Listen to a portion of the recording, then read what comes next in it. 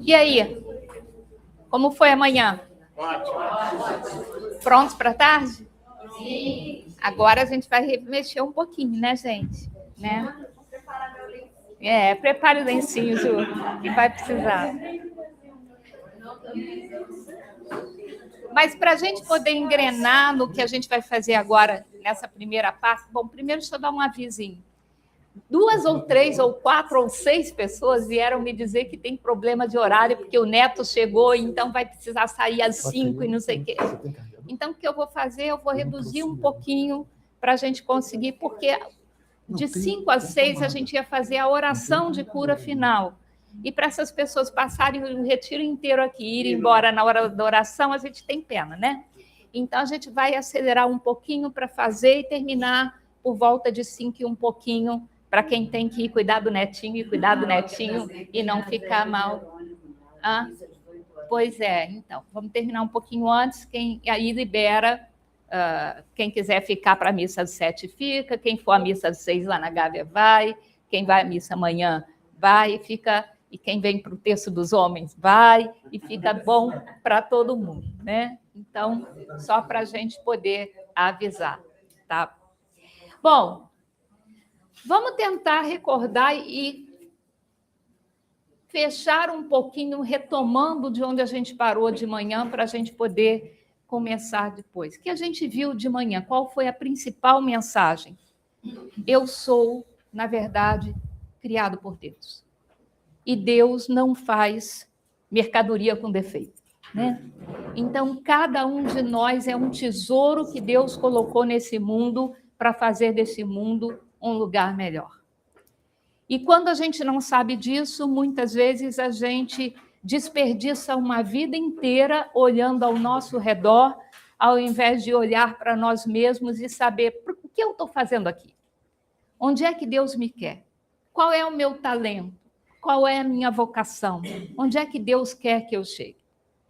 E aí, nós vimos que, na verdade, a minha principal referência de quem eu sou tem que ser eu mesmo. Aquilo que Deus vai me revelar a meu respeito no meu coração, né? O Deus que te salva se esconde no seu coração. É ali que a gente tem que procurar a resposta para quem sou eu? O que eu vim fazer aqui? E Deus é quem vai responder. Deus não manda recado. Quer ver uma coisa que me arrepia até a alma e me assusta? É quando tem muito disso na renovação. Eu estava rezando por você e Deus disse que você tem que fazer isso. Deus não manda recado. Quando Deus quer que alguém faça alguma coisa, ele fala para aquela pessoa. Outra pessoa até confirma, mas Deus vai falar para a pessoa. Ela precisa perguntar, ela precisa ouvir, ela precisa estar aberto para escutar de Deus. O outro vai confirmar aquilo que Deus já te falou. E é isso que diz, realmente, é isso que Deus quer de mim, e eu vou embora. Mas se você ficar baseando a sua caminhada só naquilo que o outro vai te contar, cuidado. Vai que você está ouvindo a voz da boca errada, né? Pode falar. É o seguinte. Isso acontece muito comigo. Deus está presente o tempo todo. A gente pede, mas a gente não sabe se ele está falando com a gente não ouve. E sabe o que acontece comigo? Diga. Sou ministro de Eucaristia. Então, durante a semana, às vezes eu tenho uma dificuldade em casa, quando eu chego para ler a liturgia, só falta o meu nome na liturgia. Ele fala. Você tem que não sei o quê. Meu Deus, eu fico até... Ele tem para cada um jeito de falar. Então, a própria liturgia, às vezes, só falta botar teu nome. Pois é, exatamente. Cada um tem o seu jeito de escutar a Deus. Uns pela Bíblia, outros pela oração, outros pelo silêncio. Gente, como Deus fala no silêncio, né? Como Deus fala na música. Para mim, ele fala muito na música. Por que eu boto tanta música? E o pessoal brinca que eu prego mais cantando do que falando, porque para mim a música ela fixa aquela mensagem que a gente está querendo transmitir. Cadê meu? Onde é que foi parar meu?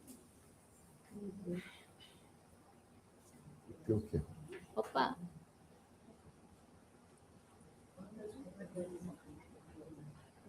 Cadê meus slides aqui, Eduardo? O que aconteceu aqui? A culpa é sempre marido.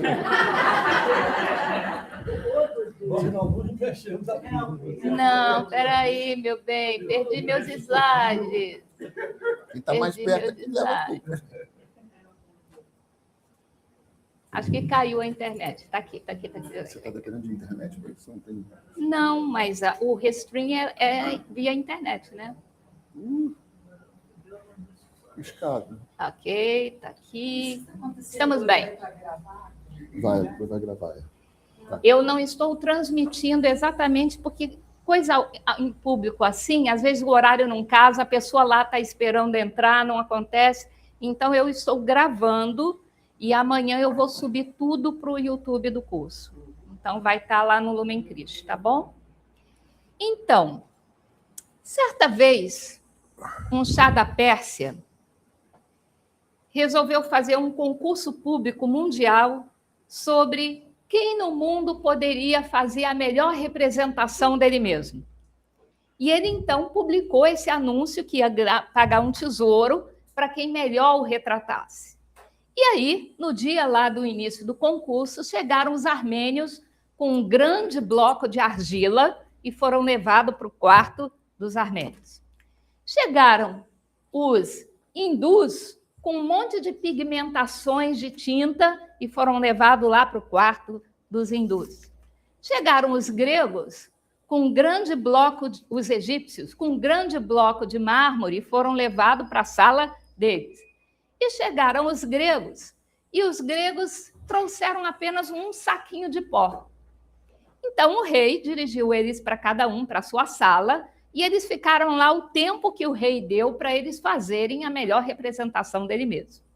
No dia do julgamento final, o rei, então, foi de sala em sala verificar o que cada representante tinha feito. Os armênios tinham feito uma escultura de barro com o busto do nosso chá da Pérsia lá. Os hindus usaram as pigmentações de tinta para pintar um quadro com o retrato dele. Os gregos pegaram o bloco de mármore e fizeram uma estátua do chá da Pérsia. Todos lindíssimos, ele ficou impressionado. E aí faltava entrar na sala dos gregos. O que vocês acham que o grego tinha feito com aquele saquinho de pó? Não posso falar. Você já viu. Hã? Não, eles ganharam o concurso, eu vou te dizer isso. Não. Eles pegaram aquele saquinho de pó, pegaram uma flanelinha e usaram o pó para lustrar perfeitamente uma parede de mármore. Só isso que eles fizeram. Quando o chá entrou no quarto, não viu nada e perguntou: cadê a obra de vocês? E eles disseram: aproxime-se, majestade. E quando o chá da Pérsia se aproximou, então, o que ele viu na parede? Ele viu a ele mesmo. Ou seja, eles ganharam o concurso. Porque o conceito de você tem que vir de você mesmo. Você tem que se olhar e se conhecer por dentro. Essa é a definição e é Deus quem vai te contar quem você é. Isso quer dizer que eu vou viver uma ilha e que o que o outro vê em mim não importa nada? Não. É exatamente porque você reconhece quem você é que você tem condição de ser muito melhor na vida daqueles que te cercam. Porque você vai estar sendo você, o tesouro que você é. O problema é que a gente tem medo de olhar para nós, porque geralmente, quando a gente olha para nós, a gente tem uma visão muito negativa de nós mesmos. Eu vou passar um filmezinho em inglês para vocês. Está com a tradução embaixo, mas nem todo mundo vai ver a tradução, então vou contar o que vocês vão ver. É um experimento que foi feito há uns 10 ou 15 anos atrás nos Estados Unidos. Um retratista do FBI, encarregado de fazer o retrato dos criminosos quando alguém sofria algum crime, então a vítima ia lá descrever o rosto do criminoso para a polícia procurar, certo? Então, esse retratista do FBI foi contratado. E eles chamaram um número de mulheres que ficaram 2 a 2 juntas numa sala. E aí, cada uma delas ia entrando depois para se encontrar com esse retratista. Só que o retratista estava de trás de uma cortina. Ele não via a pessoa.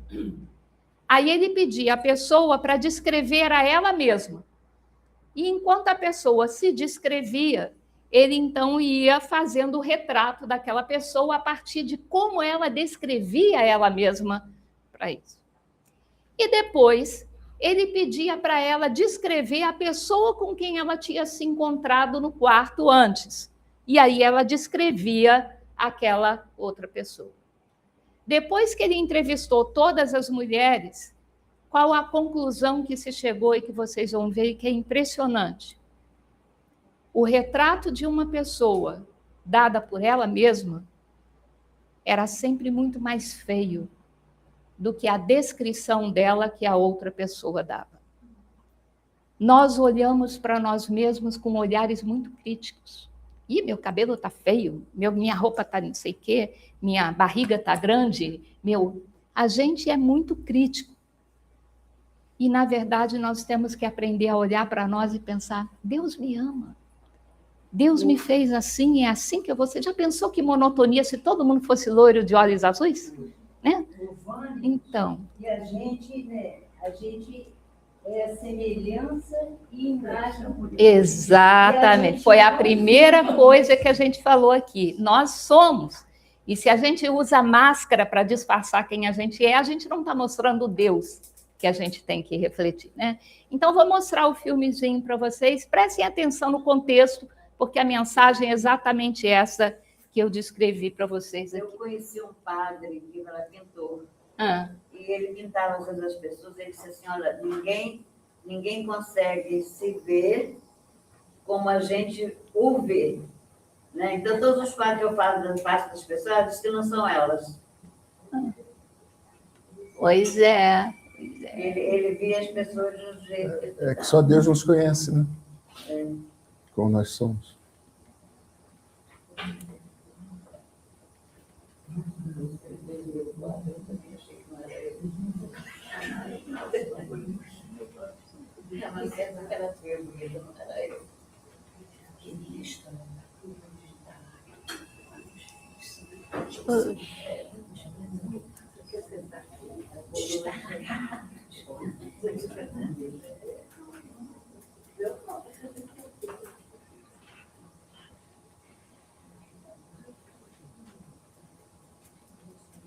Hoje de manhã eu já tinha deixado aberto. Tive que fechar.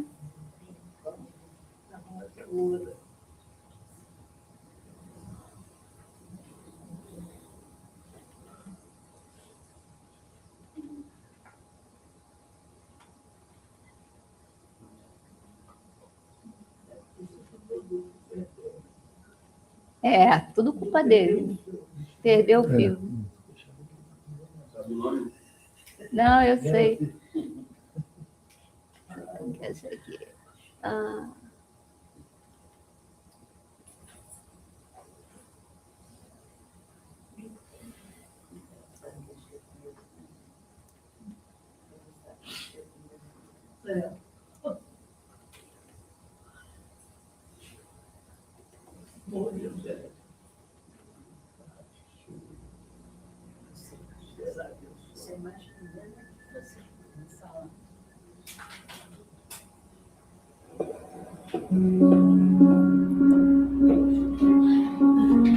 I always thought people were so cute when they have the little cheeks and they're like rosy, but mine are pretty plain.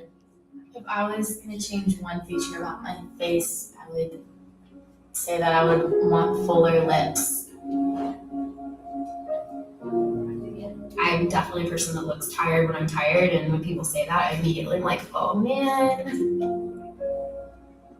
I'm starting to already get little crow's feet and stuff, which like my mom has, so yeah. I'm a forensic artist. I was trained at the FBI Academy in 1993 in composite art. Worked for the San Jose Police Department as the police artist from 1995 to 2011.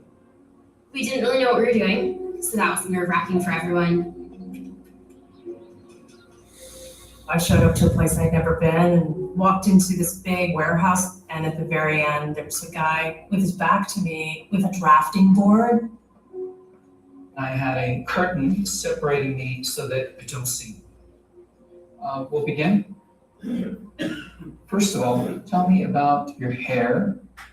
Brown, long, I guess a little bit past my shoulders. Your jaw. My mom told me I had a big jaw. Yeah, the brown eyebrows, dark brown eyebrows. Okay. I didn't know what he was doing, but then I could tell after several questions that he was drawing me. Tell me about your chin. I guess I haven't really compared it to anyone else's chin, but especially when like I smile, I just feel like it kind of protrudes a little bit. What would be your most prominent feature? I kind of have a fat, rounder face. The older I've gotten, the more freckles I've gotten. You sort of realize, oh man, now I have to talk about myself and think about my looks. I'm 40, so I'm starting to get a little bit of the crow's feet thing going on. Once I get a sketch, I say thank you very much, and then they leave. I don't see them. I still didn't know. All I had been told before the sketch was to get friendly with this other woman, Chloe. Today I'm going to ask you some questions about a person you met earlier, and I'm going to ask you some general questions about their face. She was thin, so you could see her cheekbones. And her chin was a nice, thin chin. The women were really critical about moles or scars or things like that, and yet they were describing just a normal, beautiful person. She had nice eyes. They lit up when she spoke and were very expressive. The length of the nose, what is that like? It's short. Short. Yeah, cute nose. Her face was fairly thin. She had blue eyes, very nice blue eyes. Okay.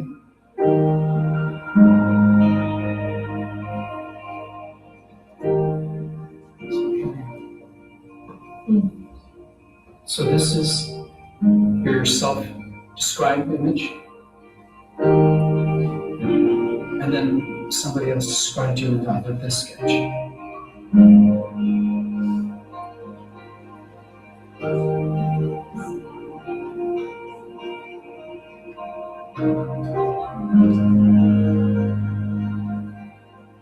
I have this whole thing about having dark circles and crow's feet around my eyes, and that was not part of the sketch at all that the stranger did. The stranger's was a little more like gentle.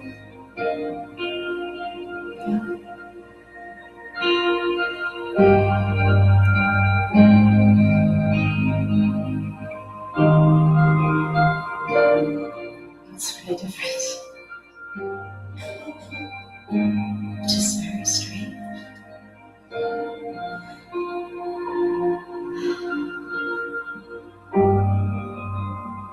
She looks closed off and fatter. She just looks kind of shut down. Sadder, too. The second one is more beautiful. I think they're catching more of that from you. Yeah. She looks more open and friendly and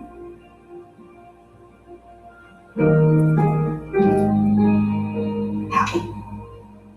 I've come a long way in how I see myself, but I think I still have some way to go.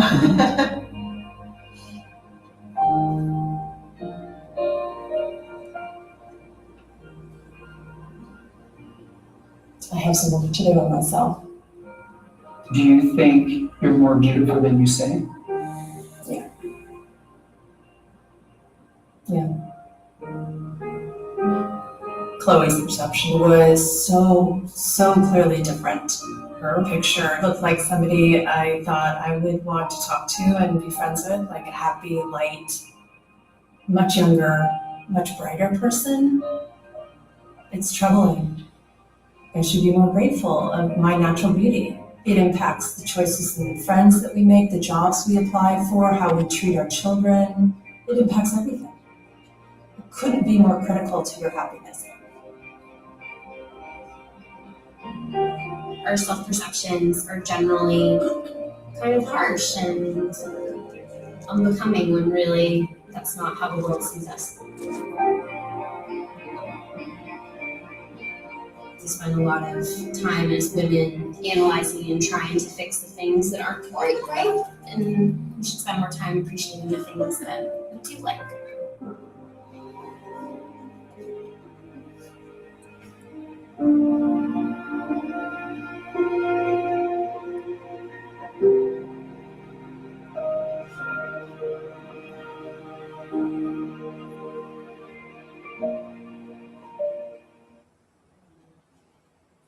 Deu para entender a mensagem, né?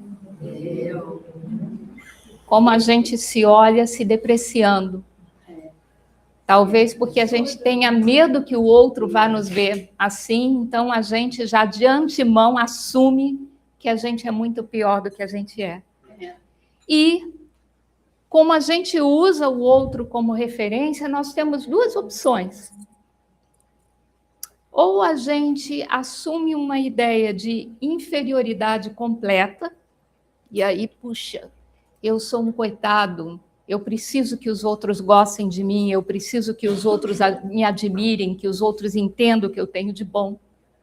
Ou eu assumo uma atitude completamente agressiva contra o mundo, e o outro se torna o meu grande inimigo. Isso atrapalha imensamente as nossas relações e o nosso relacionamento com as pessoas da história da nossa vida. E é isso que a gente vai estar tratando a partir de agora.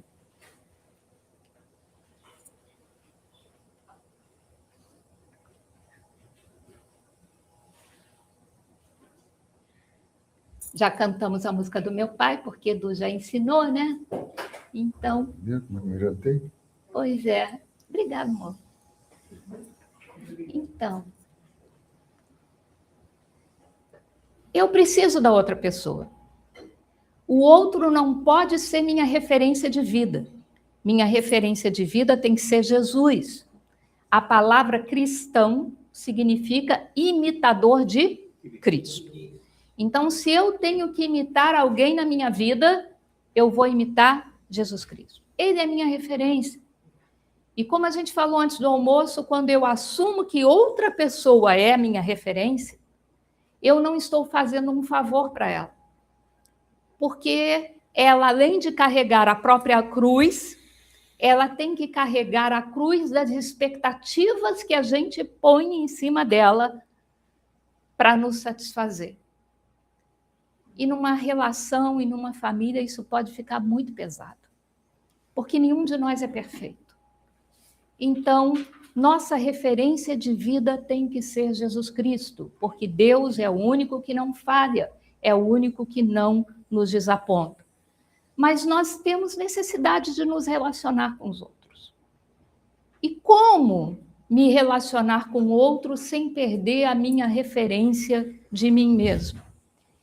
Muitas vezes, a gente faz isso de uma forma muito, perdão da palavra, burra. Para a gente não olhar para nós e encontrar as nossas falhas, a gente dedica a nossa vida inteira para olhar, para encontrar as falhas dos outros. Porque o defeito do outro me faz feliz. Eu sou ruim, mas o outro é pior do que eu. E aí eu consigo mais ou menos amenizar a baixa autoestima que eu tenho de mim mesmo. E não pode ser assim. Porque tal como eu sou um presente de Deus para o mundo, o outro também é. E eu tenho que aprender a olhar para ele, não enxergando os defeitos dele, mas enxergando os muitos talentos e qualidades que ele tem. Se eu não gosto de mim mesmo, eu não consigo fazer isso. Por quê? Porque o talento dele me incomoda. Porque quanto mais eu vejo beleza nele, mais feio eu me sinto.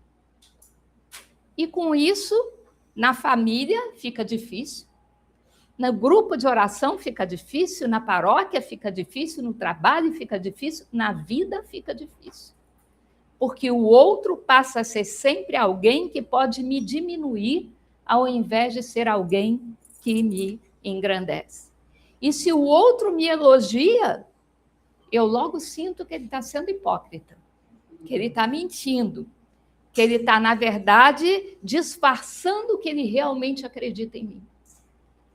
E como eu não acredito no outro, eu não consigo usar o outro para ser alguém que me ajuda a perceber quão precioso eu sou para Deus e para o mundo. Então, a gente tem que trabalhar isso. Nós não fomos criados para sermos isolados. Deus, quando criou o mundo, criou só Adão. Não foi? Mas logo em seguida, ele diz em Gênesis 2, não é bom que o homem esteja só. Vou fazer para ele uma companhia que lhe seja adequada. O que Deus faz? Você está feliz demais. Ai, vou falar uma coisa aqui que vai incomodar muita gente, mas eu vou falar. Deus faz desfilar toda a criação diante de Adão para Adão achar uma companhia, certo?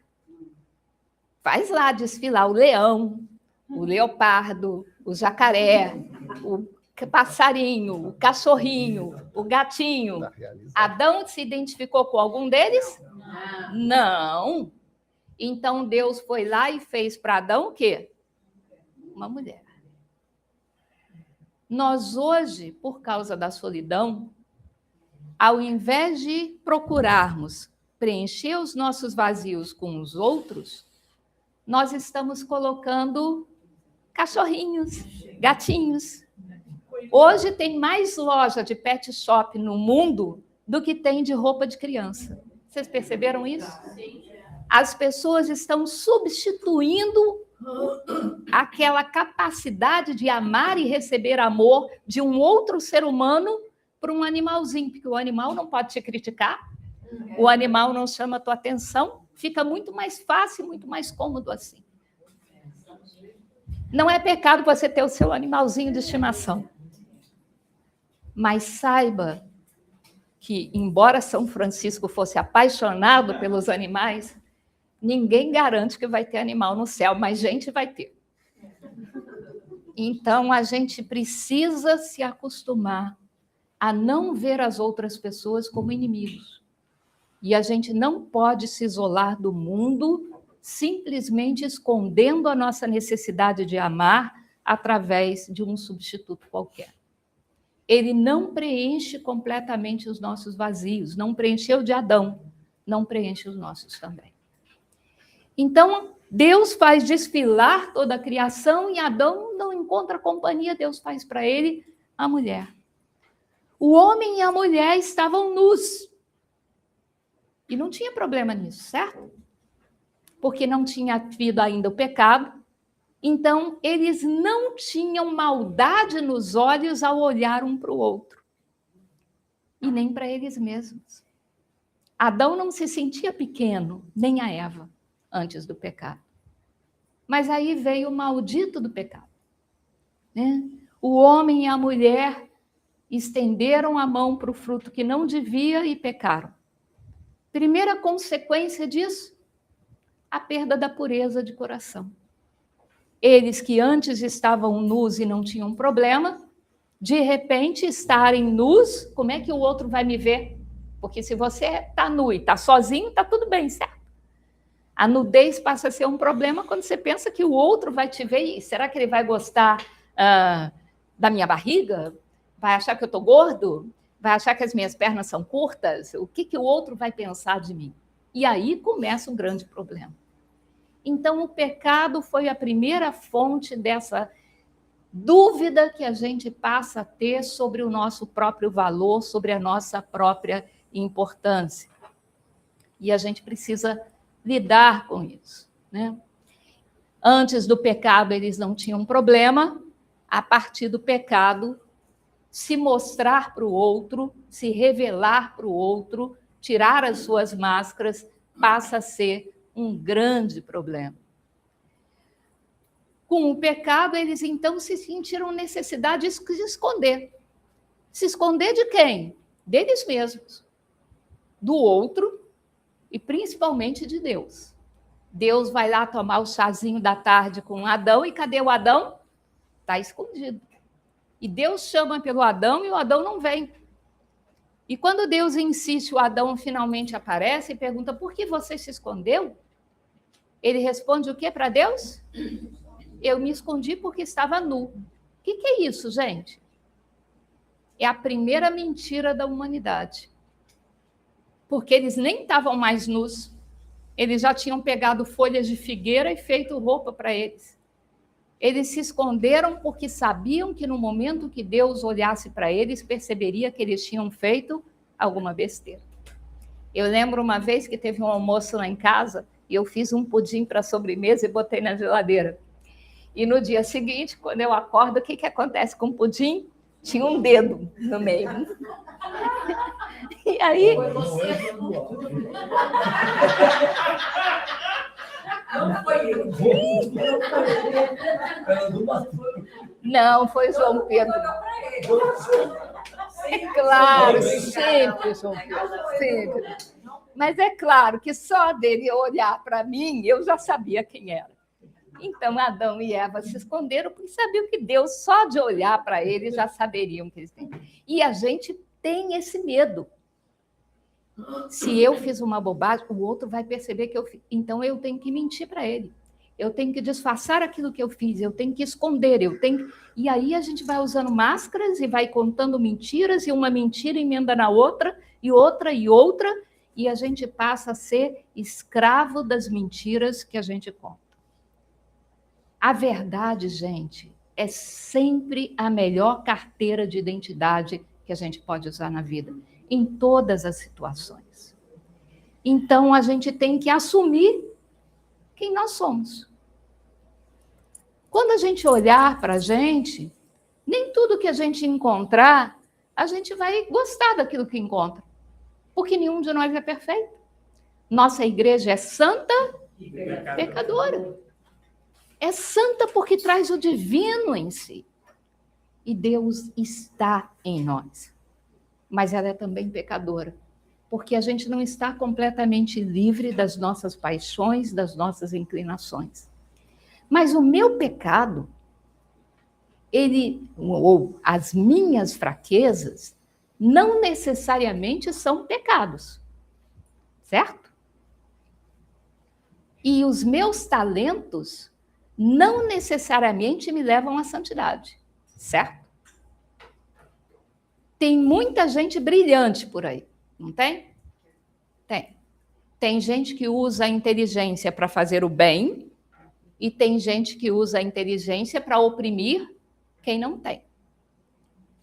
Tem gente que usa a qualidade de cantar, por exemplo, para encher a alma dos outros de coisas boas, e tem gente que usa o talento para explorar multidões. Então, naquilo que a gente encontra em nós, sejam eles pontos favoráveis ou não, não necessariamente nos levam ou à santidade ou ao pecado. Por exemplo, uma limitação que eu encontro em mim é algo muito bom, porque me dá o senso de que eu preciso da outra pessoa. Meu pai costumava dizer que Deus não faz ninguém totalmente lisinho, porque duas pedras lisas não sustentam uma edificação. Os antigos construíam edifícios que se sustentam até hoje, certo? Olha as pirâmides, por exemplo. Eles não tinham argamassa, não tinha aço, não tinham estruturas metálicas para dar sustentação, não tinham nada disso. Mas o que eles faziam? Uma pedra tem um vão aqui, eu vou colocar outra pedra junto que tem uma ponta, porque elas se encaixam perfeitamente e elas assim dão sustentação.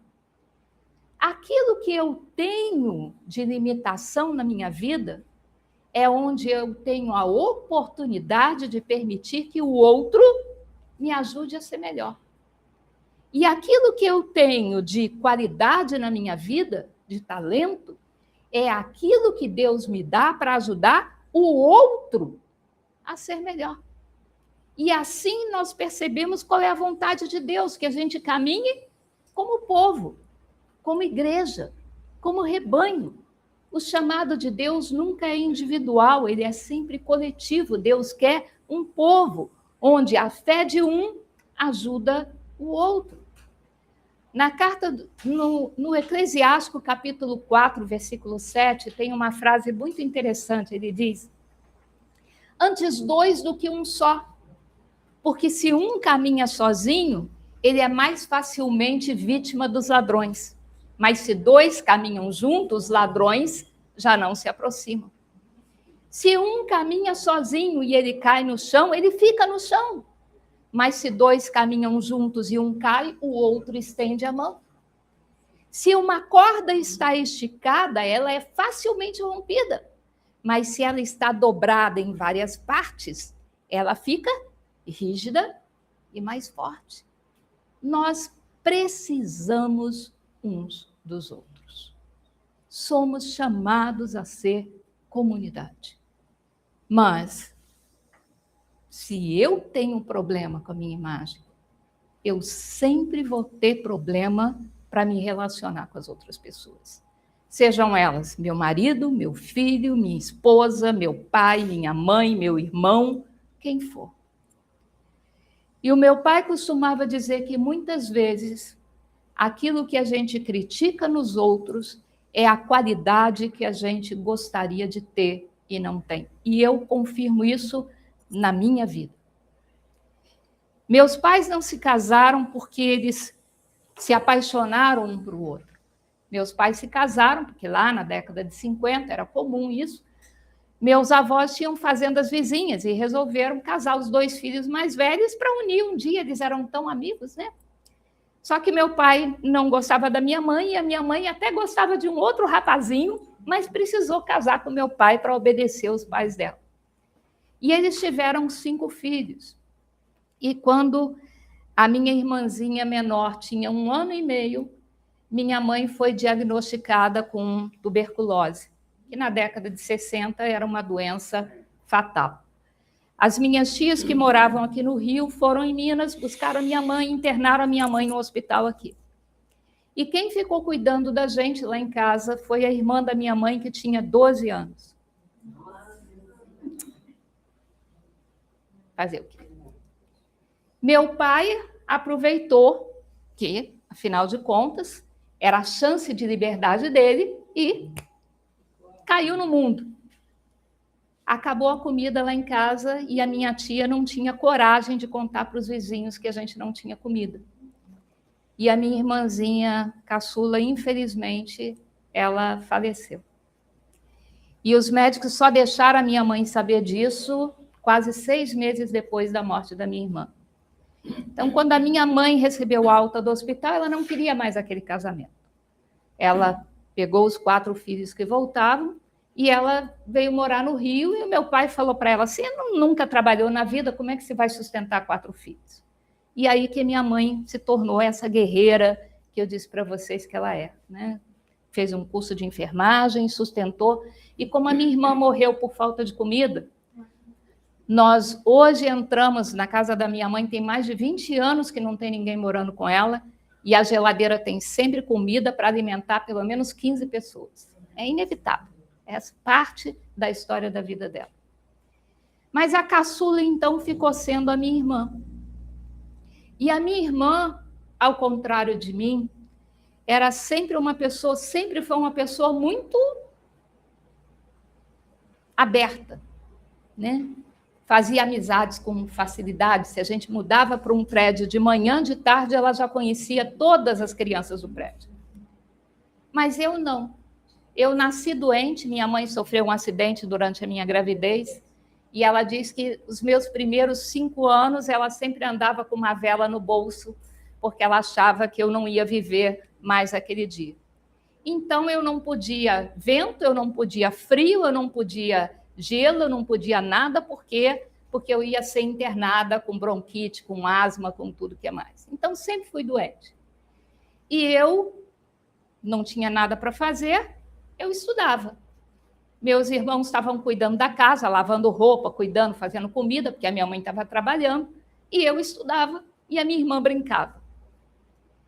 E isso até Deus me pescar, sempre foi uma grande dificuldade de relacionamento com a gente, porque minha irmã e eu nunca nos damos bem. Nunca. Ela gostava de me irritar. Se eu comprava uma blusa nova, antes de eu usar a blusa, ela já tinha usado. E nada do que ela fazia eu aceitava. E nada do que eu fazia, porque ela era sempre péssima na escola, e eu estudando, eu era sempre a brilhante na escola. Então, uma vivia alfinetando a outra a vida inteira, até eu me casar. E como Deus faz falta na vida da gente. Porque aquilo que eu mais condenava na minha irmã era exatamente aquilo que eu invejava e não conseguia.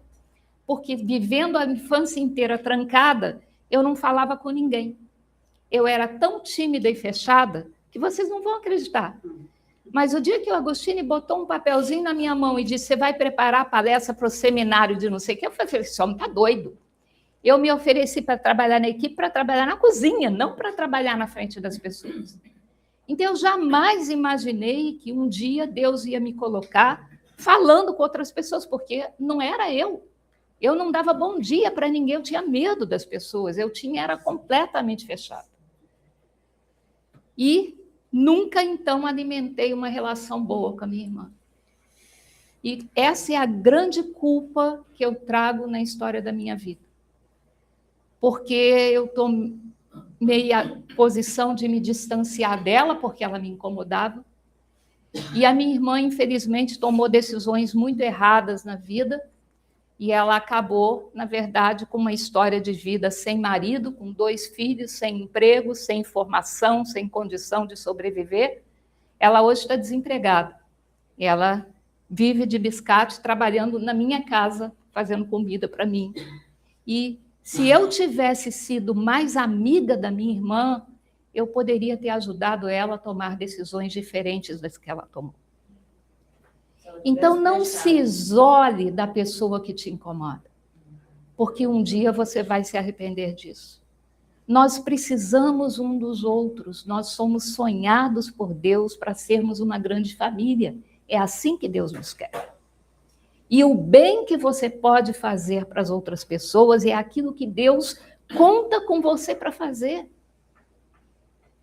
Deus conta com você para ser aquele que abraça quem está sofrendo.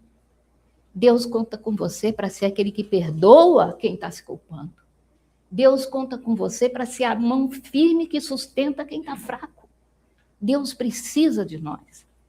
Mas se a gente está tão voltado para disfarçar quem a gente não enxerga aquilo que Deus nos deu para ajudar o outro e para deixar que o outro nos ajude de volta. Não somos criados para sermos ilhas. Somos criados para sermos família de Deus, povo de Deus. É isso que Ele quer.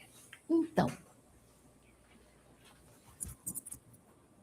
eu não posso viver a minha vida me comparando com as outras pessoas. Porque Ele tem o direito de ser Ele e eu tenho o direito de ser eu.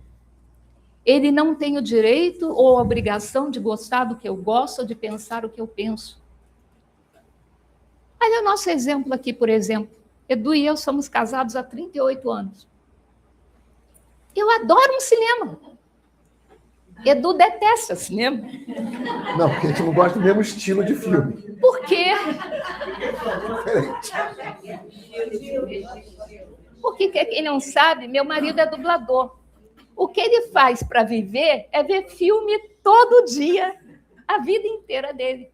A última coisa que ele quer fazer no horário de lazer é ir para o cinema. Então, quando as crianças eram pequenininhas, a gente tinha o dever de pai. Aí eu me dava muito bem. A gente viu todos os filmes de super-herói porque a gente ia com as crianças. Hoje as crianças são grandes, fica mais difícil. Mas a gente tem um trato. Eu não peço a ele para me levar ao cinema, mas ele sabe que quando estreia um filme de James Bond, a gente tem que ir, certo, meu bem?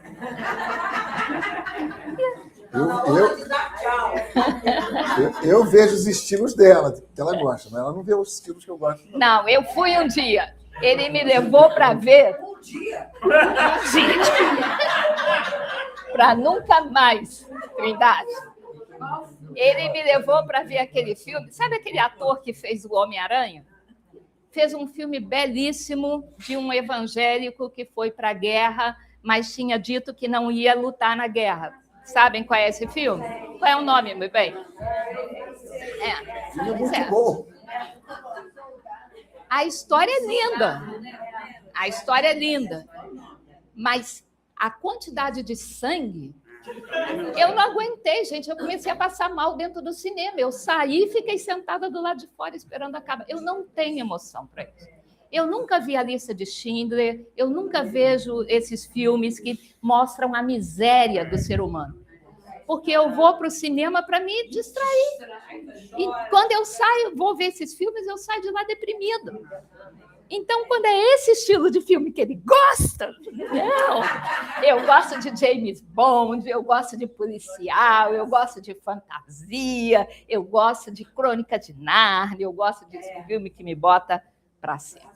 Mas, apesar de termos gostos diferentes, a gente não permite que as nossas diferenças nos impeçam de sermos um, porque é o que nós somos, um casal, uma só carne, aos olhos de Deus. Ele tem direito de gostar de coisas diferentes do que eu gosto. Ele tem direito de, inclusive, de votar para o político diferente do que eu gosto. E é assim, a gente já definiu que em casa não falamos de política, porque temos opiniões completamente diferentes um do outro. Então, a gente tem que aprender a não permitir que as diferenças sejam abismos que nos separam, mas, na verdade, pontos que nos aproximam. Se eu não faço isso, aquilo que do outro é diferente do meu passa a ser algo que me incomoda e eu passo a rejeitar o outro por causa do que ele pensa, da forma que ele se veste, das opiniões que ele tem. E aí nunca vai dar certo, né? Ou eu vou viver a minha vida tentando me adaptar ao que ele gosta, ao que ele pensa, ao que ele quer, ou o contrário, que é mais comum, principalmente porque eu sou mais mandona do que ele, eu vou querer que ele pense o que eu pense, que goste do que eu gosto e que faça o que eu faço. Eu sou mais mandona. Né? Não. Tanto é que lá em casa... Não, pois é. Lá em casa, nós tivemos 4 filhos. Temos, graças a Deus. Quando as crianças tinham alguma coisa muito complicada e diziam, mãe, posso fazer isso? Eu dizia, não. Não, mas todo mundo faz. Eu falei assim, eu não sou mãe de todo mundo, eu sou mãe sua. Não, mas hoje em dia todo mundo faz isso. Eu falei assim, mas sua mãe tem um problema muito sério. Eu já nasci velha. Eu sou quadrada mesmo. Aquilo que é moderno hoje não necessariamente é algo que eu concordo. Então, toda vez que as crianças tinham que pedir uma coisa difícil, iam primeiro para o papai. Se ele queria dizer sim, ele dizia sim. Se ele queria dizer não, pergunte o que a sua mãe acha.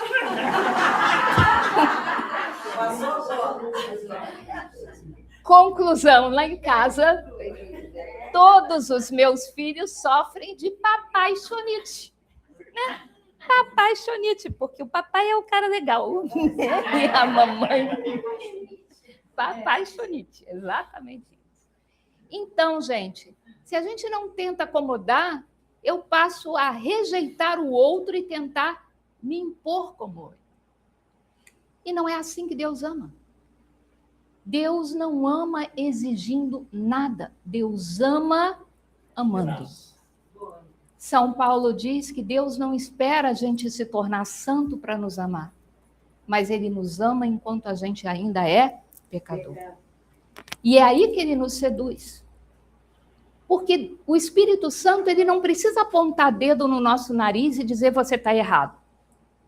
O que ele faz é nos mostrar o quanto Deus é apaixonado por nós. Por quê? Porque aí você tem vergonha de cometer um pecado contra esse Deus. É a dinâmica que o Espírito Santo faz. Então, nós precisamos não guiar a nossa vida por expectativa de influenciar ou sermos influenciados pelo outro. Nós temos o direito à nossa identidade. A vida dos outros nos estimula sempre as outras pessoas, as mais famosas, como as mais bem-sucedidas do mundo. Mas, gente, essa vida de glamour que o mundo apresenta, o cabelo tem que ser liso, o corpo tem que ser malhado, os olhos têm que ser azuis, né? A voz tem que ser... Isso tem vida tão curta. Vou passar uns insights aqui que vão incomodar um pouquinho vocês. Mas uma das mulheres mais bonitas que já existiu na face da Terra, na minha opinião, foi uma mulher chamada Rita Hayworth. Como eu vi filmes de sessão da tarde com essa mulher dançando com Fred Astaire, que coisa maravilhosa. Não é? Pois é. Mas olha só, linda, maravilhosa ela. Mas veja só, apesar de toda essa beleza, se você emular ela na velhice, tem coisa pior, Cláudia. Marilyn Monroe, uma simulação de como ela teria ficado se tivesse vivido mais 20 anos. Meu favorito, minha paixão de adolescência, né? Elvis Presley, a voz que encantava, a beleza daquele homem. No entanto, que desperdício de vida, né? Tem mais, gente. Olha, não é? Outro desperdício da vida. Então, aqueles ídolos que o mundo nos apresenta como referência de vida, eles têm vida curta. E nós não estamos mirando vidas curtas, nós estamos mirando uma eternidade. Então, os nossos ídolos não podem ser esses que o mundo elege, que hoje estão no topo da pirâmide e amanhã já não estão mais lá. Nossa referência de vida tem que ser Jesus Cristo. Ele tem que ser o nosso Senhor. Eu não posso viver pelas aparências, eu não posso viver tentando me adaptar ao modelo de beleza e de perfeição que a humanidade estabelece. Por quê? Porque os conceitos mudam, né? E os conceitos mudam rapidamente de acordo com aquilo que os autores de novela de televisão colocam para ser a moda e o pensamento do momento. A verdade de Deus é a única que é a mesma ontem, hoje e sempre. O que era certo no passado continua certo hoje e continuará a ser certo no futuro. Então, Deus tem que ser o nosso porto seguro. Eu não preciso tentar e não devo tentar me adaptar para ser aceito, mas eu também não tenho o direito de tentar adaptar o outro para ser aceito por mim. Eu não posso fazer com que a imagem social ela seja mais importante do que o que a pessoa verdadeiramente vale. Por quê? Porque até 5 anos atrás eu era uma contadora de todo o sucesso. Hoje eu estou aposentada. Nossa vida, ela sofre ciclos. Então, o nosso valor, ele tem que ser algo muito mais profundo do que a superfície das coisas. Então, nós precisamos aprender a valorizar aquilo que realmente tem valor. As máscaras que a gente usa para ser aceito nos escravizam, como a gente falou de manhã. Por quê? Porque se, por exemplo, se eu estou perto do Aldo, que gosta de comédia, eu vou dizer que eu gosto de comédia.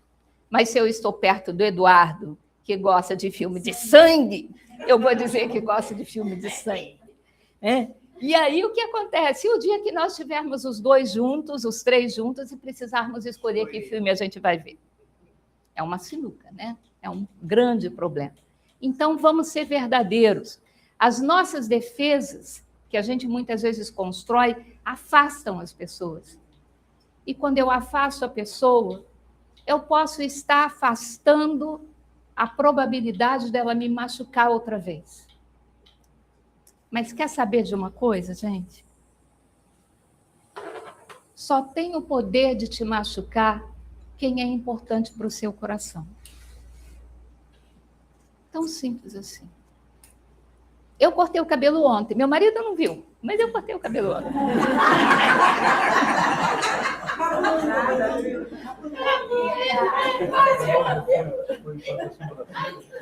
Pois é. Se eu passar por uma pessoa na rua e ela disser assim, puxa, mas que cabelo mais deslambido que essa mulher tem, eu vou falar assim, puxa, que pena que você não gostou. Agora, se Eduardo se volta para mim e fala assim, meu bem, esse teu cabelo ficou horroroso. Acabou para mim. Mentira, não tá nem aí. Por quê?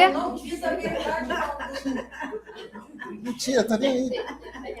Porque a opinião dele é importante para mim. O que eu quero dizer é que só tem poder de te magoar quem é precioso para o seu coração. Só tem poder de te magoar quem o teu coração vai sentir falta. E quando você se recusa a perdoar aquela pessoa por aquilo que você fez, que ela fez, o primeiro a sofrer é você. Porque você não está negando para ela só a oportunidade de te magoar de novo. Você está negando a ela a oportunidade de te fazer feliz da próxima vez. Feliz o quê? Da próxima vez. Por isso que eu e minha mulher temos 60 anos juntos. Parabéns! E nós dois, ó.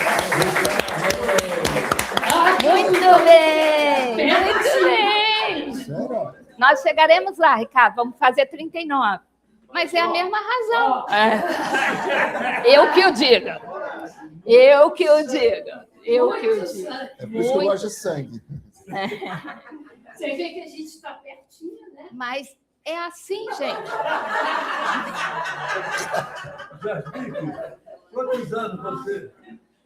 Quantos anos? 60. Ah, tá vendo só? Tá vendo? Ah. Você viu como é que produz o sangue. Aí você passa a aceitar de outra forma. E eu sei como é que faz o sangue. Não funciona. Eu sei que é de mentirinha, Ricardo, na cena, mas está representando algo que aconteceu de verdade. Infelizmente, a minha inteligência não me permite superar esse conceito, né? Pois é. Mas, gente, voltando aqui. As pessoas que são mais queridas para você são aquelas que mais têm o poder de te machucar. As pessoas mais queridas são as que mais têm poder de te magoar. E são aquelas que você mais se esconde quando você não gosta de você mesmo. Porque elas geralmente estão próximas. Você até consegue disfarçar aquilo que você não gosta de você de uma pessoa estranha que você encontra de vez em quando na rua. Mas aquela que divide a escova de dente, você sabe que ela vai ver os defeitos que você tem. E por isso você, antes dela te acusar, você muitas vezes agride, se fecha, isola, rejeita aquela pessoa. Mas não pode também, um parênteses, essa pessoa ser doente e fazer isso com você sempre por ela ser doente? Pode. Tem sempre as exceções na vida, dona Elza. Tem. Mas isso é exceção, não é o geral. A gente está falando de situações normais. Normalmente, quem mais pode te magoar é exatamente quem está mais próximo. Mas essa pessoa é a melhor pessoa que Deus colocou na história da sua vida para te ajudar a ser santa, para te ajudar a enxergar. Gente, só um minutinho.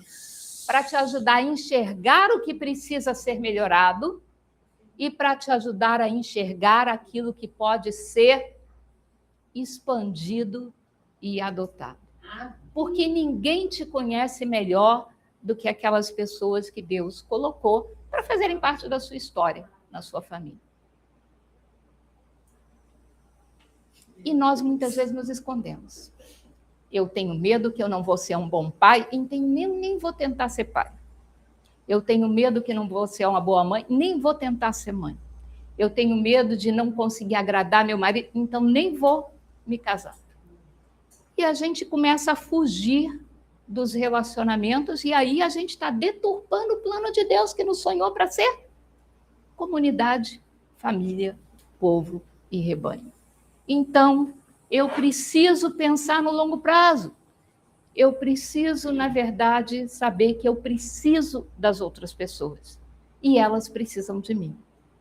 Então, a melhor coisa que a gente pode fazer para isso é uma coisa chamada diálogo. E aí, não vou dar a palavra para o Eduardo, não, porque senão ele vai falar para vocês como eu sou fechada para dialogar. Mas o padre John Powell, ele fala uma coisa no livro dele muito importante da gente saber quando a gente está em família. Aquilo que você não conta a seu respeito para o outro, sobre quem você é, sobre o que você pensa, sobre o que você quer, você pode deixar de contar para o outro, mas o outro percebe que tem alguma coisa errada com você. E como você não conta para ele, ele tenta adivinhar o que é que houve de errado. E muitas vezes ele erra. E muitas vezes, ao errar, a atitude dele piora ainda mais a situação e a relação que já está fechada. Em outras palavras, nós temos que falar.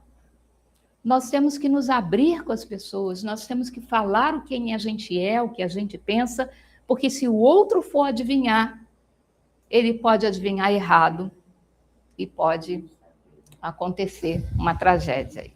Por exemplo, meu pai contava a história de 2 rapazes de um grupo de oração que não se viam há muito tempo. E aí, de repente, se cruzam na rua. E o outro pensou que o outro iria lá abraçar, falar com ele, há tanto tempo que eles não se viam. E o sujeito passou batido. E ele, poxa, fulano passou por mim, nem me cumprimentou, fez de conta que não me conheceu, nem me falou nada. Eu ia falar para ele, ele passou direto. Não sei o que eu fiz para ele, que ele acha que pode me tratar assim. Mas então, também não preciso dele. Vai lá.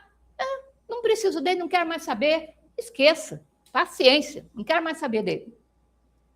Algumas semanas depois, os dois outra vez se cruzam na rua. E o outro vem para falar com esse, ele passa direto e cruza e vai embora. E não fala com o outro.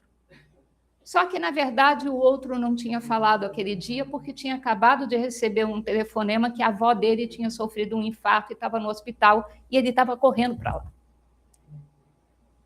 Mas a gente, como não sabe as coisas, a gente tenta adivinhar e a gente sempre interpreta para pior. E muitas vezes toma atitudes que vão fechar a porta, que não precisava ter sido fechada. Então, se queremos ser de Deus, precisamos aprender a restabelecer, a restaurar o nosso relacionamento com as pessoas que nos cercam. Ser social sem perder a sua identidade, a sua referência interior, que é Deus, sem necessitar conquistar aplausos e elogios do outro, mas buscando ver no outro os talentos que ele tem, e deixando que ele veja os talentos que você tem e que você é. É isso que nós precisamos aprender a fazer. A comunidade nos torna humanos, como o Frei Laranaga falou. Como eu vou saber que eu sou capaz de ser bondoso se não tiver ninguém que precisa de mim? Como eu vou saber que eu sou capaz de ser paciente se não tiver ninguém que precise testar a minha paciência? Relações maduras começam quando eu não vivo para agradar o outro. Eu vivo quem eu sou, mas eu coloco quem eu sou à disposição de construir o outro. E devo deixar que ele venha me construir também. O original, ou seja, quem eu sou de verdade, tem que priorizar, tem que ser mais importante do que a imagem que eu acho que o outro precisa para gostar de mim. Ora, ser um é bom, é importante que a gente entre em nós mesmos para descobrirmos quem somos, mas quem eu sou e os talentos que eu tenho não adiantam nada se eu não colocar isso à disposição de Deus e da igreja e do irmão e do próximo. Ser comunidade é sempre muito mais saudável e o sonho de Deus para nós. Eu não vou usar o afeto como moeda de troca, né? Então, eu não vou comprar o carinho do outro com elogios vazios, adulações, que a gente chama, né? Muitas vezes eu vou adular o outro para o outro passar a depender de mim. Não, eu não preciso me ajustar para ser aceito, porque é quem eu sou que o outro precisa que eu seja aos olhos de Deus. Não vou usar máscaras, não vou fingir, não vou usar armas sociais, porque isso tem um custo para mim, o custo de me escravizar, de me fazer sempre tenso na frente das pessoas, porque eu estou com medo dela descobrir a mentira que eu estou ostentando, que eu estou vivendo, que eu estou tentando passar adiante. Muito bem. Eu vou trocar isso pelo desenvolvimento de uma capacidade de amar. Um filósofo chamado Maurutus, ele era de origem francesa, mas o sonho de vida dele era conhecer Florença, na Itália. E ele foi, então, finalmente até Florença. Só que, para azar dele, ele ficou doente. E era a época das grandes descobertas médicas. Da Vinci que o diga, né? Quantos corpos ele comprou para dissecar, para poder investigar, para poder entender como reportar e retratar o ser humano. E como ele ficou doente, não conhecia ninguém na cidade, na enfermaria que ele foi parar, o médico foi fazer lá a ronda e olhou para ele e falou assim: quem é esse homem aí? E a enfermeira disse para o médico: olha, é um estrangeiro que está passando uns dias aqui na cidade e adoeceu, ele não tem família aqui. E aí o médico disse para ela assim: transfere ele para a ala de experiência médica, porque não parece ser alguém que alguém vai sentir falta dele. Verdade isso. Maurutus. Maurutus, então, como ele falava italiano e entendeu, ele podia ter se voltado para aquele médico e dito: mas eu sou um grande filósofo. Mas ele não fez isso. Ele se voltou para aquele médico e disse: não faças tu pouco de alguém que Cristo achou que valia tanto que derramou o próprio sangue por ele. Resumo aqui, gente. Mesmo que a gente não tivesse qualidade nenhuma, o que é impossível, nós ainda assim teríamos valor. Porque o próprio Cristo achou que valia a pena morrer por nós.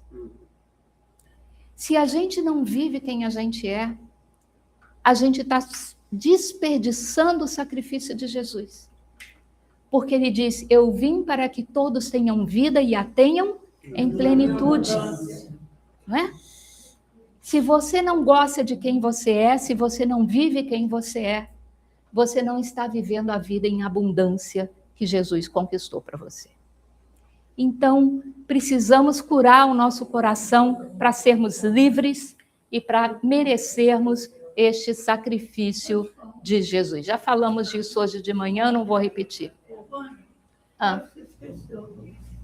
Do microfone? Eu estou falando nesse aqui que está gravando.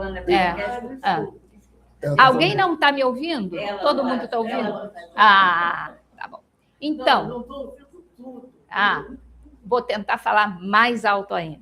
Então, tudo que a gente vive na vida, como a gente falou de manhã, vai se acumulando no nosso cérebro. E muitas vezes aquelas pessoas com quem a gente tem dificuldade de relacionamento hoje, é porque, na verdade, com essa pessoa, a gente teve mais experiências negativas do que positivas. E o grande problema é que quando alguém nos magoa, a gente esquece tudo de bom que aquela pessoa já fez para nós na vida. E a gente só fica alimentando aquilo de ruim que ela fez, que nos machucou. E mais ainda, isso que é triste, né? Mas é parte do ser humano.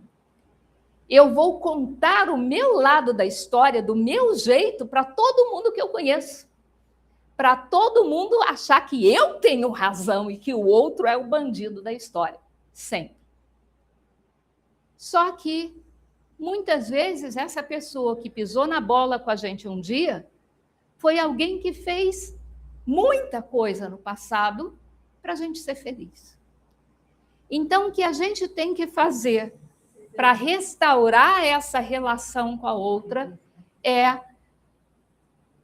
jogar no lixo o que é negativo e permitir que aquilo que é positivo, aquilo que são boas lembranças daquela pessoa, sejam mais importantes do que as más.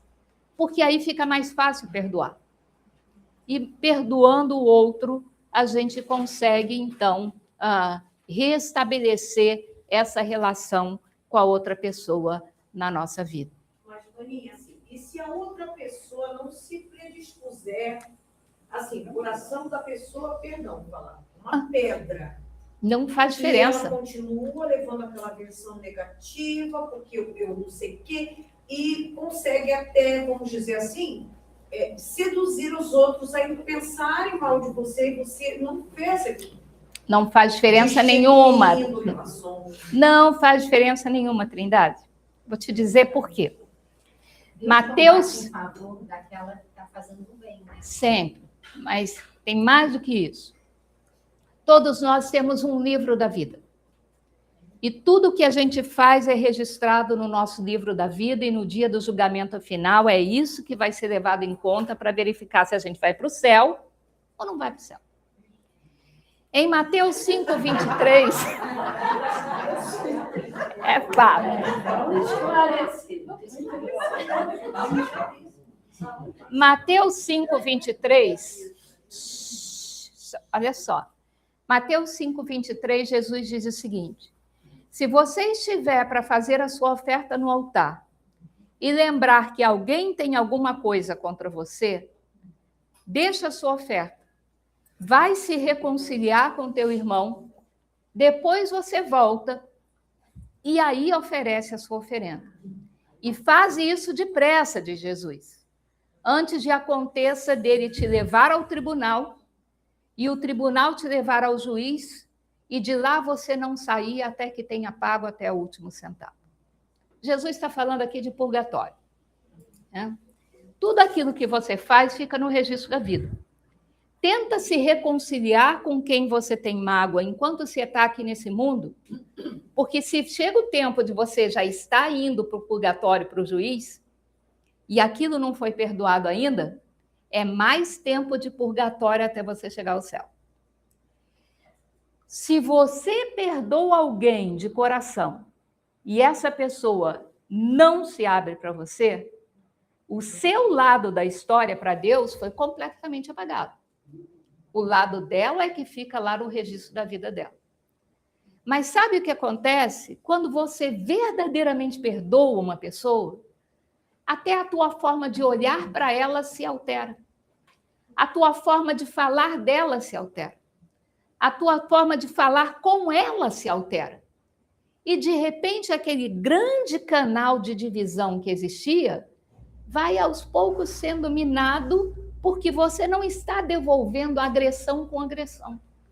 Você está, na verdade, fazendo o que Jesus te ensinou, devolvendo o mal com o bem. Faz bem para o teu coração, alivia você e ainda te reduz o tempo de purgatório. Então, não importa a reação do outro, Deus olha para a sua atitude de querer perdoar, né? Porque o outro tem o livre-arbítrio dele. Ele pode ou não pode aceitar o seu perdão. Fala, Ricardo. Eu gostaria de acrescentar uma coisa interessante. Essas situações todas nós temos. Mas não é só você trabalhar aquele problema para resolver você e aquela pessoa. Nós estamos esquecendo uma coisa muito importante. Jesus na história. Não faça nada da sua vontade, eu e ela. peça sempre a ajuda de Jesus. Faz por onde? E eu te ajudarei.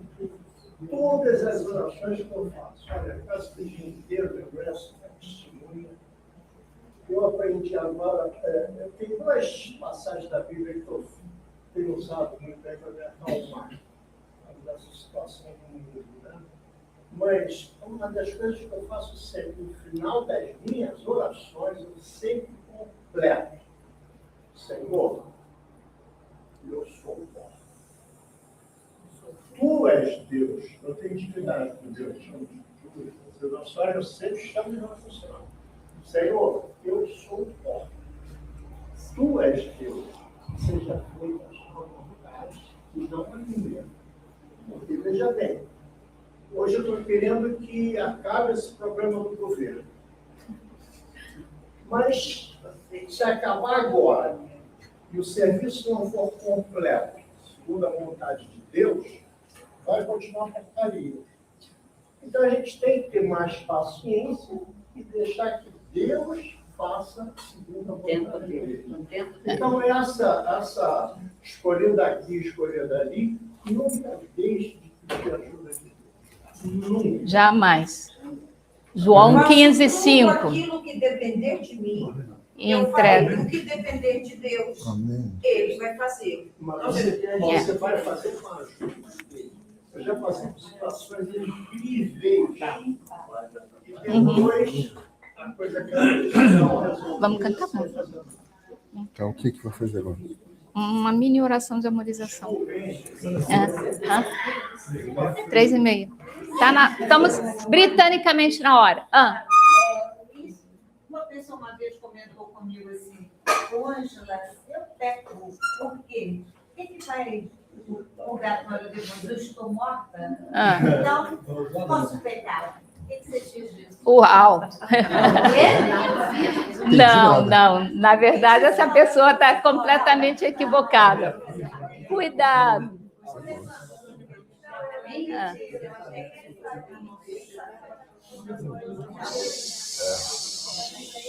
Gente, só explicar, Ângela.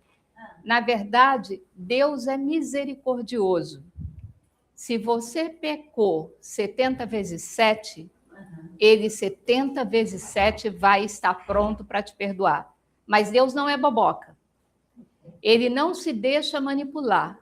Se você tenta manipular Deus, ou seja, eu vou pecar porque sei que Deus vai me perdoar, ou eu vou pecar porque depois do purgatório eu vou para o céu mesmo, você, na verdade, está abusando da graça de Deus. E olha para o Atos dos Apóstolos, no capítulo 4, uma história de um sujeito chamado Ananias, que tentou manipular Pedro, vendeu os bens dele e disse lá, olha aqui os meus bens. E Pedro virou e falou assim, mas por que você está dizendo que está doando os seus bens se você escondeu uma parte ali? Então, Deus não te exige as coisas, mas Deus não quer ser feito de boboca. Então, essa pessoa que intencionalmente faz o erro, contando com a misericórdia de Deus, ela está abusando da misericórdia de Deus. E aí, ela perde todo o direito a essa misericórdia.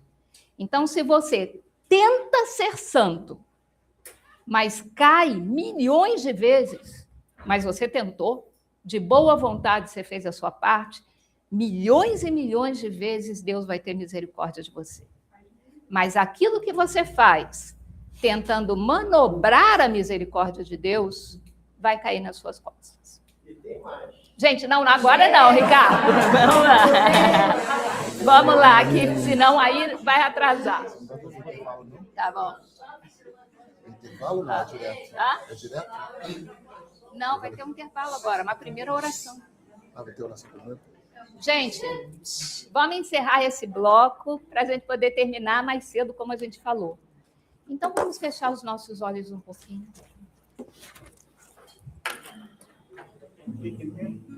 Não, senta.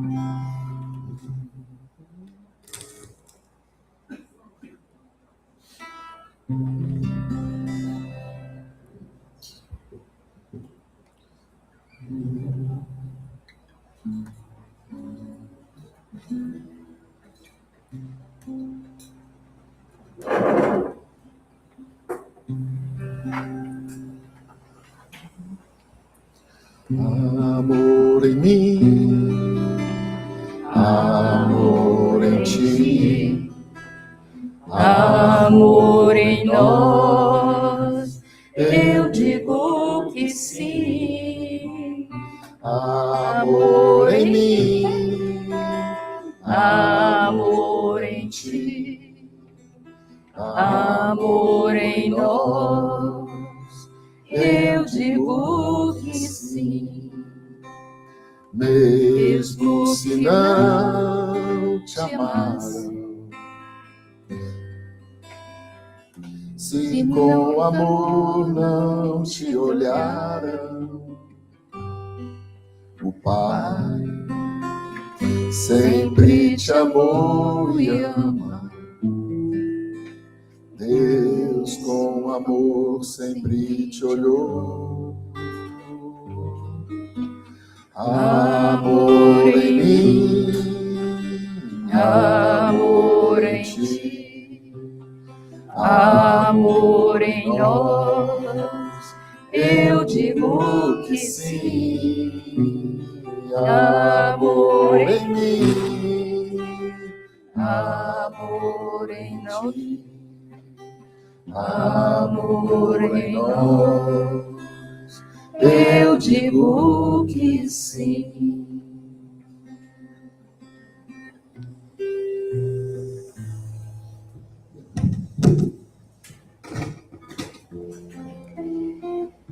Senhor Jesus, querido e amado, nós queremos te louvar e te bendizer, Senhor, pela história das nossas vidas. Te louvar e te agradecer, Senhor, pelos pais que o Senhor nos deu. Pela família que tivemos, Senhor.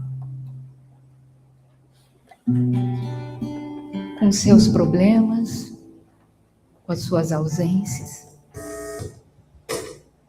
Mas nós não estaríamos aqui se eles não existissem. Queremos então colocar no teu coração agora, Senhor, toda a nossa dificuldade de perdoar os nossos pais, de perdoar os nossos irmãos, nossos avós, nossos tios, aqueles que nos formaram durante a infância, Senhor.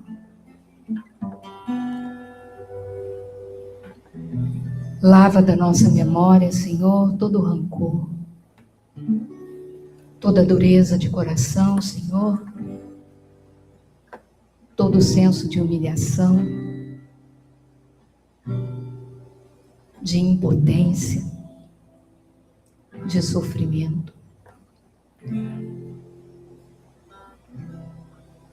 Olha também, Senhor, para toda a nossa história de vida na escola,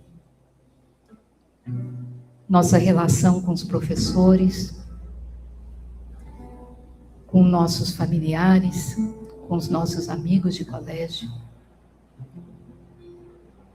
Todas as vezes que os nossos defeitos, as nossas falhas foram usados contra nós.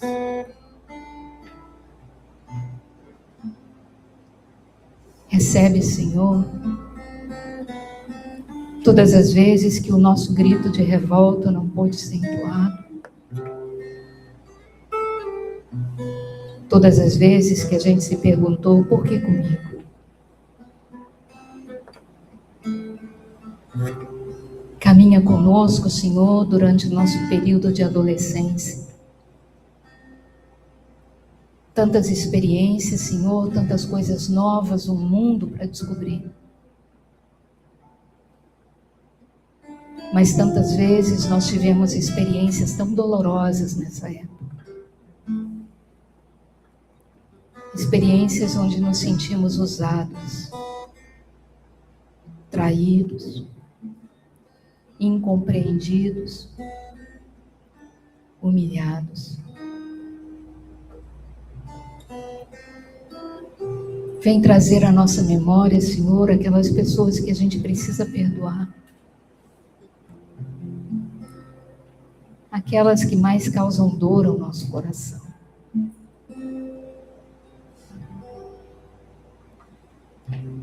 Caminha conosco na nossa juventude, Senhor. Tão cheia de sonhos, tão cheia de vontade de mudar o mundo que nos odeia. E quantas vezes esse mundo se voltou contra nós, não nos aceitou, não nos compreendeu, não nos acolheu, Senhor. Vem curar, Senhor, nosso coração de toda decepção, Senhor, de todo sentimento de impotência, de toda revolta, Senhor, do nosso coração.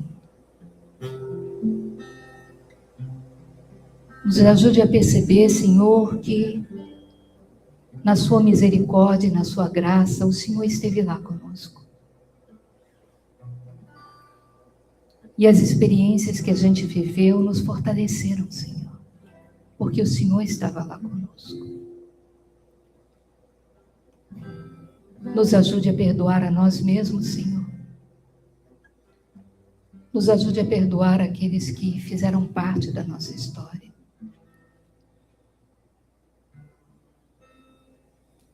Quantos de nós aqui construíram famílias que não se sustentaram, Senhor?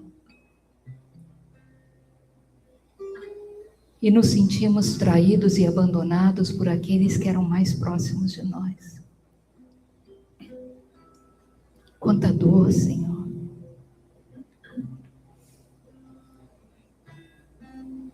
Quanta dificuldade nós temos de pensar naquele marido, naquela esposa, naquele filho, naquela filha que nos rejeita.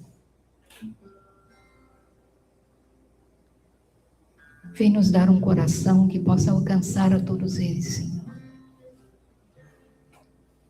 Com a sua bênção, com a sua graça, com a sua imensa bondade e misericórdia. Vem nos curar, Senhor. Quantos de nós aqui, Senhor, teve uma experiência negativa dentro da própria igreja? Com um padre, um religioso, um membro de pastoral. E quão doído para nós é, Senhor, ver que toda a nossa boa intenção e os nossos esforços foram tão mal interpretados e recebidos.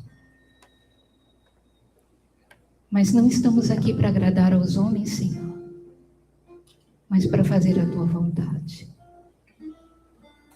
Vem curar o nosso coração, Senhor, na sua bondade. Mas sabemos muito bem, Senhor, que a pessoa que a gente mais precisa perdoar é a nós mesmos. Por tudo aquilo que a gente quis ser e não foi. Por todo aquele sonho que a gente sonhou e não concretizou. Por todos aqueles planos que a gente fez e não implementou. Perdoar a nós mesmos por todas as vezes que a gente se sentiu um fracasso. Que a gente se sentiu, Senhor, incompetente, incapaz. Toca em nós, Senhor Jesus. E vem curar toda essa mágoa que a gente sente contra nós mesmos. E que a gente às vezes desconta nas outras pessoas que nos cercam. Na sua imensa misericórdia, Senhor nosso Deus. Nós queremos substituir as lembranças negativas pelas positivas. Lembrar daquelas pessoas que nos machucaram com carinho, com piedade. Tal como o Senhor olha para nós quando a gente te trai, quando a gente te desaponta. Com misericórdia, Senhor. Com perdão. Com generosidade. Nós te suplicamos, Senhor nosso Deus, que nenhum de nós possa sair daqui hoje sem ter sido curado por Ti, sem ter experimentado a Tua bondade, sem ter exercido, Senhor, para conosco mesmo e para com os outros, a misericórdia que o Senhor sempre teve para cada um de nós. Vem nos perdoar, Senhor, e vem nos ajudar a perdoar também. Lava do nosso coração, Senhor, todo ranço, toda amargura, toda dureza de coração que as nossas mágoas geraram em cada um de nós. Vem nos emprestar os teus olhos, Senhor, para a gente olhar para as pessoas não procurando encontrar os defeitos, mas a encontrar, Senhor, as qualidades e os talentos que o Senhor certamente colocou em cada uma delas.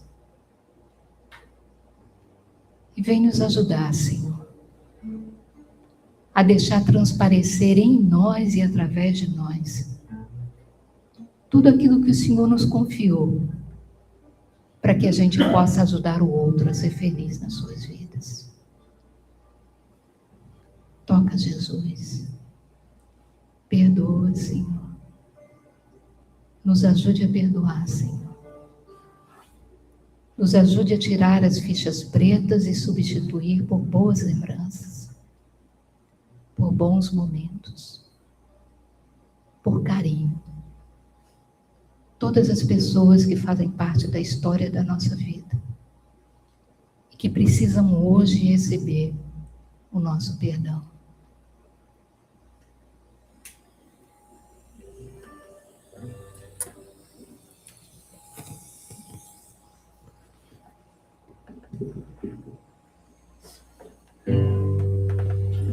Dentro de mim há uma fonte, uma fonte de amor. Dentro de mim há uma ponte para o irmão, para o Senhor.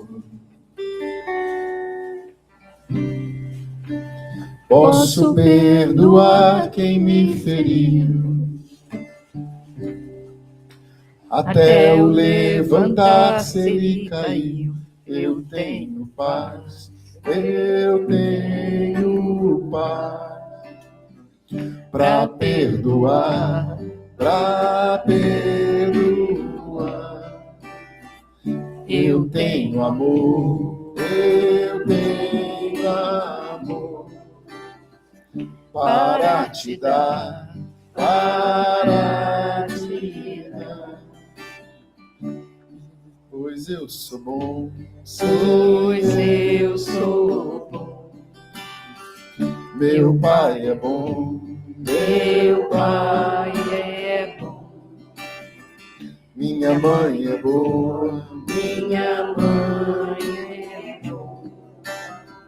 meu irmão é bom, Meu irmão é bom. para chegar nesta fonte. Encontrei muitos espinhos, doeram também os espinhos que encontrei neste caminho. Mas eu não vou desanimar. Com fé eu posso continuar a caminhar, a caminhar. Eu tenho amor, eu tenho amor para te dar, Para te dar.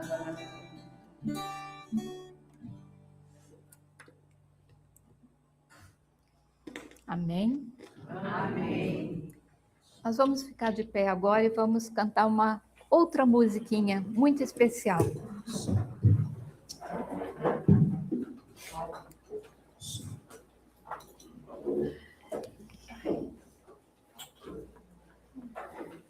Tente imaginar que a pessoa que está perto de você é aquela que você acabou de perdoar. Tem certeza? Tem. E a gente vai cantar assim, ó.